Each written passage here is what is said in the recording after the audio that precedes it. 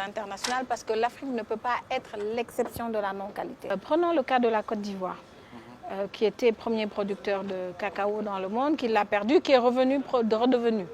Entre la Côte d'Ivoire et le Ghana, ce sont les deux plus grands producteurs. Ils sont à plus de 2 millions sur les 4 millions de cacao qui sont produits dans le monde.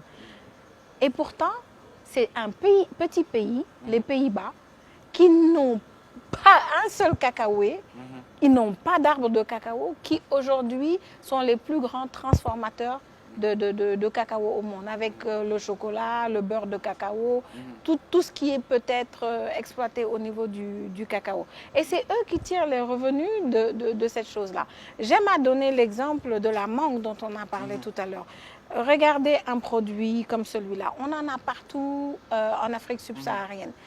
Et lorsque c'est la période des mangues qui arrive, soit c'est vendu très peu cher, vous allez en bord de route, vous allez voir toutes les femmes qui vendent la même chose, ça pourrit au niveau et des marchés et des champs. Alors que qu'est-ce qu'on ne peut pas faire avec la mangue en valorisant, c'est-à-dire ne pas la manger brute comme ça, mais on peut faire le jus de mangue, le sirop de mangue, le nectar de mangue, ça c'est pour la transformation en jus.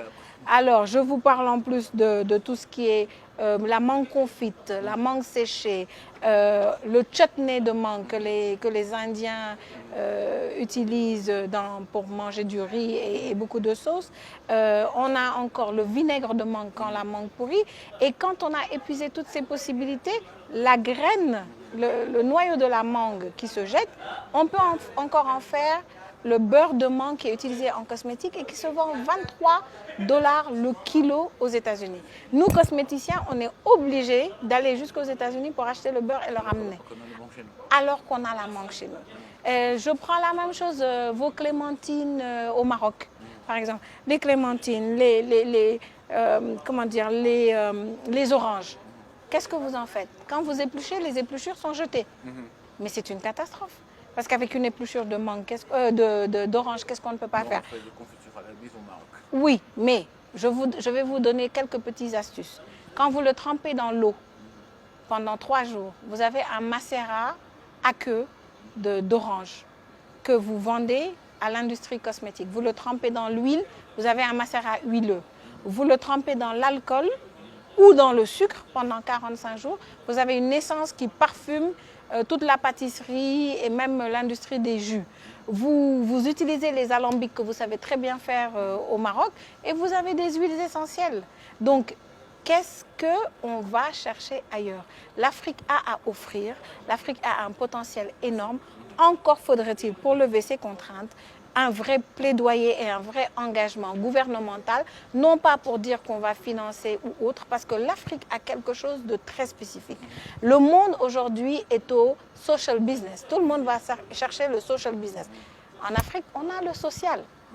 Toutes les festivités qu'on fait. Hier, je suis descendue à l'aéroport de Casablanca et j'ai vu tous les joueurs de basket accueillis avec le son le son avec des musiciens traditionnels marocains. Ça, c'est l'aspect social qu'on a. C'est l'aspect social qui fait qu'on va dans des mariages, des baptêmes. Mais on ne sait pas faire le business avec le social. Le monde sait faire le business. Ils cherchent le social. Nous, on a le social, on ne sait pas chercher le business. Je regarde juste une chose, la politique de l'immigration, par exemple. Le Maroc signe des accords avec l'Occident, le Sénégal également. Au lieu que ce soit des politiques répressives, où on va peut-être mettre l'argent à la sécurité de la frontière, c'est important.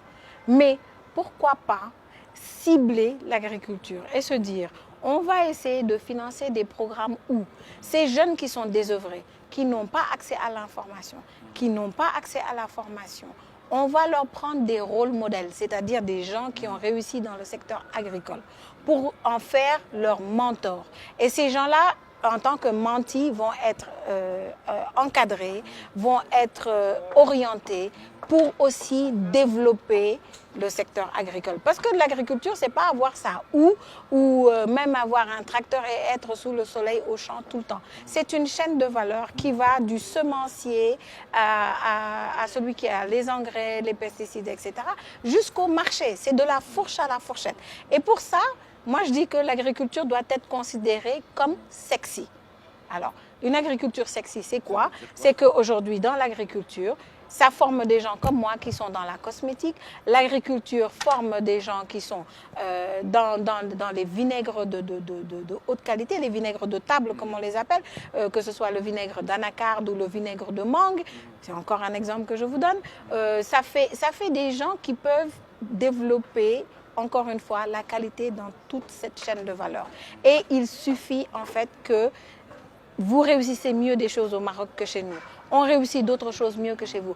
Pourquoi pas, au lieu de financer encore une fois ces politiques de répression de la migration, favoriser les échanges entre les jeunes, d'accord? Favoriser le mentorat, essayer de mettre en pratique, et pas seulement de la politique qui parle, mettre dans des pratiques très concrètes les choses. Parce qu'en fait, l'œil de l'entrepreneur est un œil qui est curieux, est un œil qui est différent, il est observateur.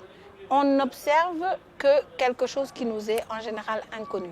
C'est pour ça que les enfants, ils voient tout, ils s'émerveillent de tout. Ce serait la même chose de montrer des choses différentes et qu'on se dise « Oh, c'est possible en Afrique ».